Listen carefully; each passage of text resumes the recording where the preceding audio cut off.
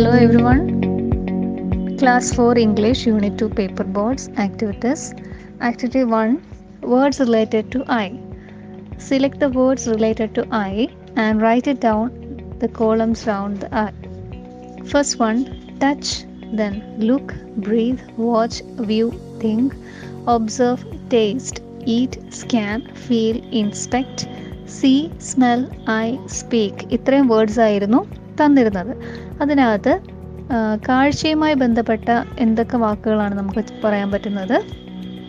I, view, see, look, scan, watch, observe, inspect. ഇതിത്രയായിരുന്നു ഐയുമായി ബന്ധപ്പെട്ട വാക്കുകൾ. അടുത്ത ആക്ടിവിറ്റി നോക്കാം. Frame sentences.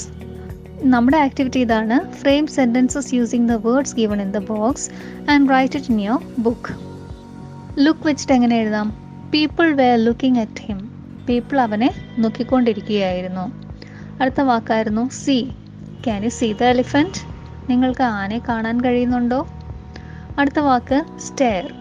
The man is staring at the child. ആ മനുഷ്യൻ ആ കുട്ടിയെ തുറിച്ചു നോക്കിക്കൊണ്ടിരിക്കുകയായിരുന്നു. അടുത്ത വാക്ക് watch. We are watching a movie. ഞങ്ങളൊരു സിനിമ കണ്ടുകൊണ്ടിരിക്കുകയാണ്. അടുത്ത വാക്കായിരുന്നു ഗെയ്സ്. ഗെയ്സ് എന്ന് പറഞ്ഞാൽ ഉറ്റുനോക്കുന്നതിനാണ് ഗെയ്സ് എന്ന് പറയുന്നത്. She gazed at the stars. അവൾ നക്ഷത്രങ്ങളെ ഉറ്റുനോക്കി. The peep. പീപ്പ് മീൻസ് ഒളിഞ്ഞു നോക്കുക. I saw her peeping through the curtains. അവൾ കേർട്ടനിൽ കൂടെ ഒളിഞ്ഞു നോക്കുന്നത് ഞാൻ കണ്ടു. അപ്പം ഇത്രയായിരുന്നു ആ വാക്കുകൾ. അത് ഉപയോഗിച്ചുള്ള സെൻറ്റൻസസ്. സ്വന്തമായിട്ട് സെൻറ്റൻസസ് ഉണ്ടാക്കാൻ ശ്രമിക്കുക. അടുത്ത ആക്ടിവിറ്റിയിലേക്ക് പോകാം. 3.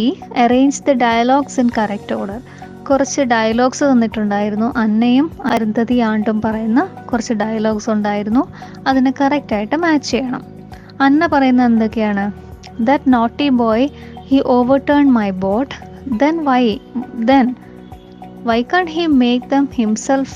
He is so big. But why should you make boats for him? What if he takes all of them? What if he takes that one to?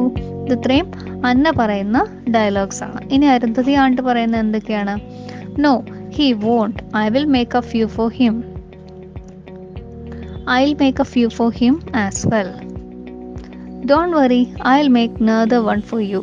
അടുത്തത് okay then I will make a few more for him. I will make a few more for you. Maybe no one has taught him how to make boats.